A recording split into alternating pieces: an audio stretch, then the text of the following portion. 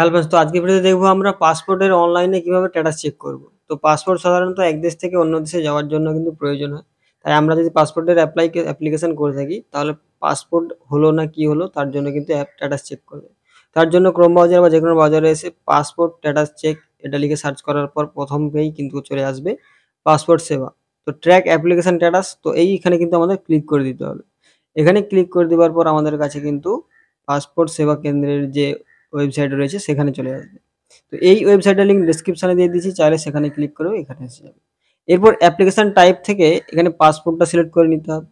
Passport select করার পর এখান থেকে ফাইল নাম্বার, তো এই ফাইল নাম্বারটা ইমেল আইডিতে আসে যখন আমরা অ্যাপ্লিকেশন করি, তো সেই নম্বরটা এখানে দিয়ে দিতে হবে।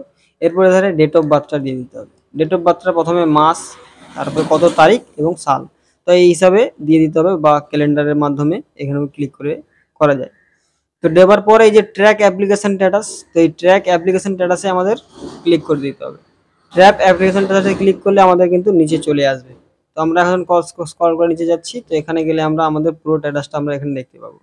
প্রথমে থাকবে আমাদের ফাইল নাম্বার, তারপরে আমাদের থাকবে ডেট অফ বার্থ, আর তারপর নিচে নাম থাকবে এবং তার নিচে সারনেম পদবি থাকবে।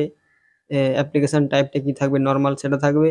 তারপর এখানে অ্যাপ্লিকেশন ভেরিফিকেশন, রিসিভ ডেট, তো কোন তারিখে রিসিভড হয়েছিল সেই ডেটটা লেখা থাকবে। এরপরে স্ট্যাটাস সবে নিচে। তো পাসপোর্ট আমাদের ক্ষেত্রে কিন্তু এসে গেছে, তো তার জন্য কিন্তু পাসপোর্টের একটা নম্বর দিয়েছে এবং ডিসপ্যাচ কত তারিখে ডিসপ্যাচ হয়েছে সে তারিখটা দেওয়া আছে এবং একটা স্পিড পোস্টের ট্র্যাকিং করার জন্য একটা নম্বর পড়ে গেছে।